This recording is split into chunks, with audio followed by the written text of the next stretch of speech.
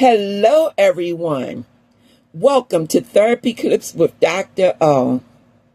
Today, our attention will focus on confidence building exercises part 2. I am going to go through 5 more confidence building exercises with you. Our first exercise is assertive communication script. Now, this is very important when you find it difficult to express your needs. Assertiveness helps you to express these needs clearly and respectfully. It also will help you with relationships and self-confidence. When you do this particular type of exercise, state the fact. Whatever is on your mind that you want to communicate to another person, state the fact. Express how you feel about the situation. And finally, ask for whatever you need. Keep in mind that when you are assertive, you consider the other person's feelings just as well as your own. And you remember that every negotiation should be a win-win for whomever is in the conversation with you. Next, keep a wins journal. The wins journal will help you to see visibly your success. It will reduce any negative self-talk and help you to build long-term confidence. So, each night, and if you can't get it done each night, several times a week, write 3 things that you did well, and 1 thing out of the 3 things that you did well, what did you improve upon? Make sure that you are keeping your entries short.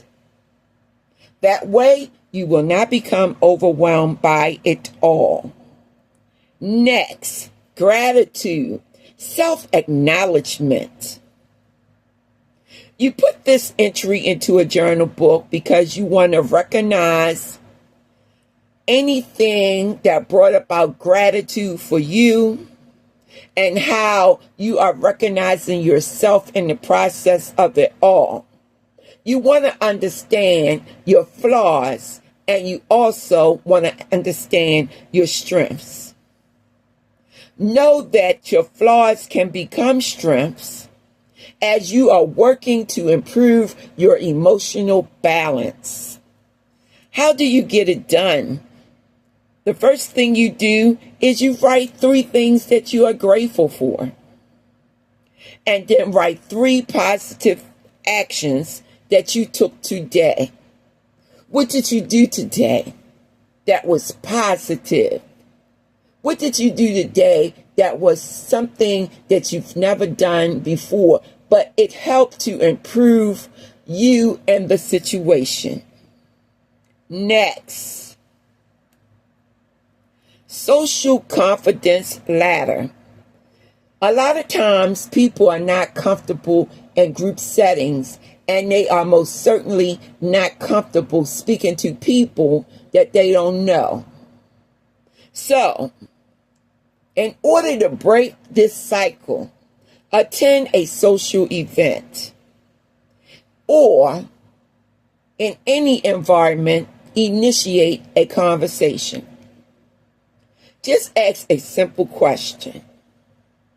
Start with small talk with a coworker or a friend or someone that you don't know, and you just simply say, "How have you been?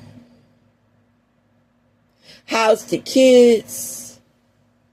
Are you enjoying this work environment?" Just something to get the conversation going. Another thing that you could do is join a small group conversation.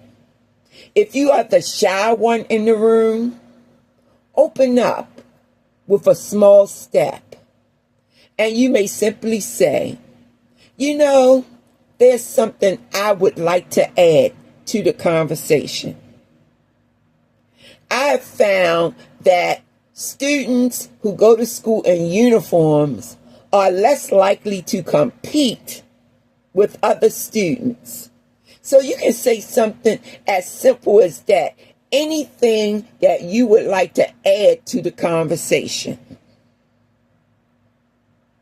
Now, when you are in the process of the social confidence ladder building exercise, then gradual exposure to whatever you fear will help you to eventually build the level of confidence that you need, especially if it is repeated. So how do you go about getting this done when you're trying to build confidence socially? First, 5 social situations. Think of that. Write it down. Next, what was the hardest? What was the easiest? And then go from the easiest on the bottom of the ladder up the ladder to create what was easiest first and then what was hardest last. And think about it. What made the top more harder than the bottom? And what can you do to improve it so that when you encounter a similar situation, you'll know exactly what to do? Okay. And our final exercise for today is power question reframe. Now, in the picture, you see the guy. He's standing there with the book, and he is saying, what is the simplest next action? What will make this easier? What small step can I take now? See, it's all about keeping it simple, Sam. Yes, keep it simple, Sam. That means KISS.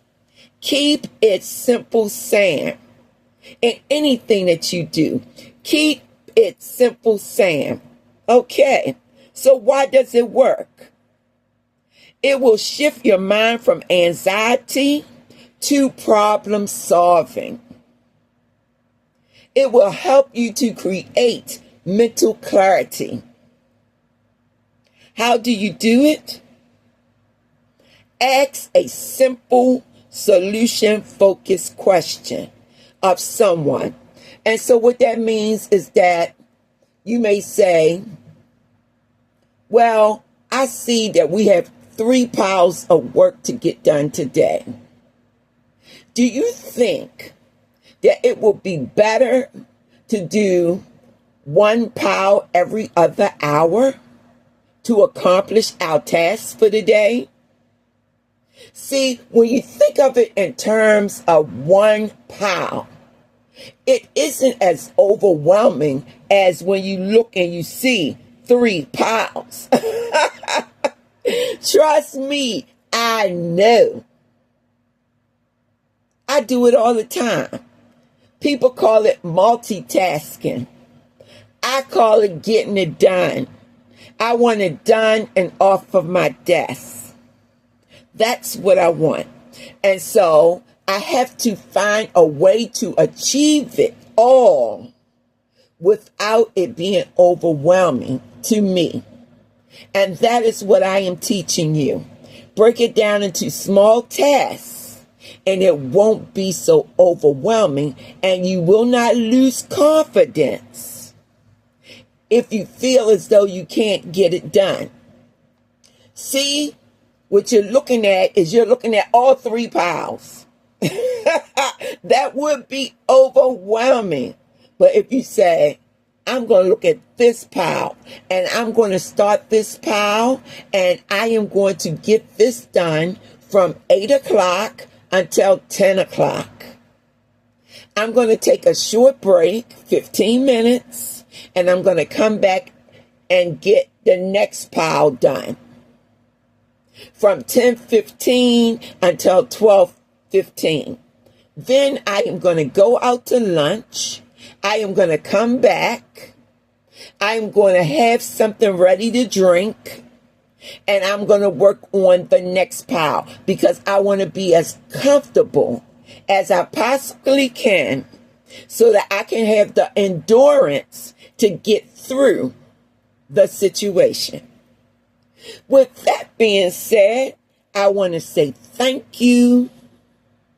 I hope that as we continue on this journey, we will learn the skills necessary to build self-confidence and self-esteem. Be blessed and be safe, and do it with a purpose.